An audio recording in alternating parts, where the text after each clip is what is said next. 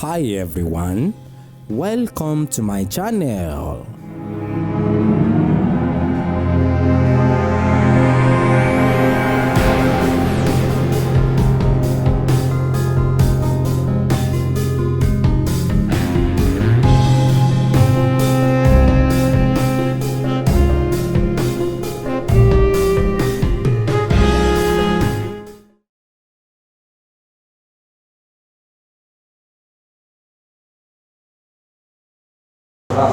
Ní ìlú Gàràyí, èmi lọmọ lérùn aṣòdì mẹ́sàn ọmọ agbára dọ́bù.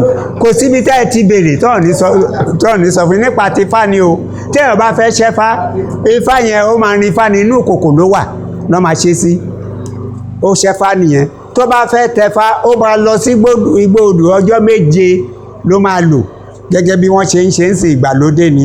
Ní ayé àtijọ́ 1960 tèmi ni mo tẹfá yẹn, ọjọ́ 14 náà ń lò.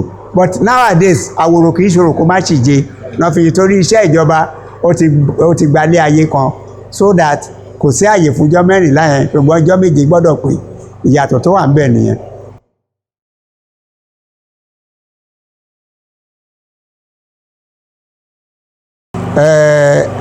Nífẹ̀ẹ́ lè ṣàṣemọ̀ ìtọ́jú ń bẹ ní pé gbogbo ìlànà tẹ́ní kálukú bá wà tó ń tọ̀ kó fi ìgbàgbọ́ sí i kó nígbàgbọ́ sí ọ̀nà tó bá ń tọ̀.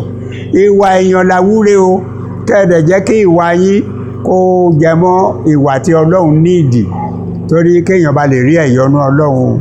Òrìṣà iṣẹ́ ọ̀tọ̀ o, àwa ènìyàn aṣòro ṣùgbọ́n ńkọ́ níṣe ni kí ẹ jẹ́ ká nífẹ̀ẹ́ ara wa ká fẹ́ràn ara wa dénú o. Àdúrà gbogbo wa gbà o. Ẹ débí pẹ̀lú àlàáfíà lẹ máa bá padà. Ẹ ní ṣorí burúkú, ẹ ní ṣorí gbé.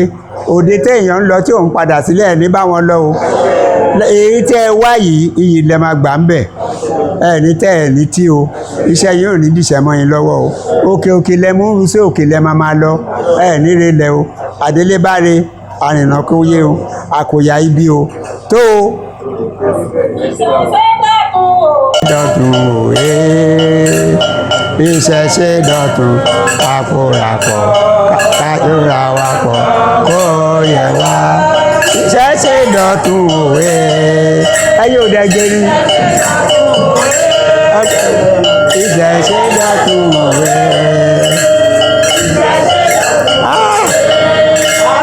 Ìṣẹ̀ṣe dọ̀tun àpòràpọ̀ kóra wa pọ̀ kó yẹ wá.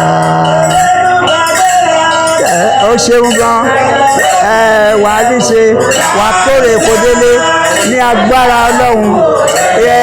Nǹkan tó ń fẹ́ ní kíákíá tó ẹ lọ́wọ́ kò ní gbé sáájú o.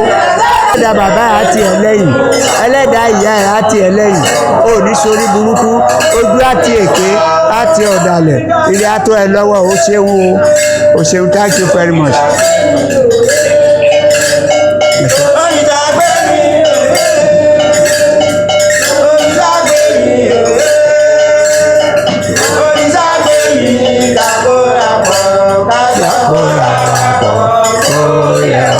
Ẹ débí pẹ̀lú àlàáfíà lẹ máa bá padà. Ẹ ní ṣorí burúkú, ẹ ní ṣorí gbé. Òde téèyàn ń lọ tí òun padà sílẹ̀ ẹ ní bá wọn lọ o. Èyí tẹ́ ẹ wá yìí iyì lẹ máa gbà ń bẹ̀. Ẹ ní tẹ́ ẹ ní tí o. Iṣẹ́ yín ò ní dìṣẹ́ mọ́ yín lọ́wọ́ o. Òkè lẹ mú rú sí òkè lẹ máa lọ.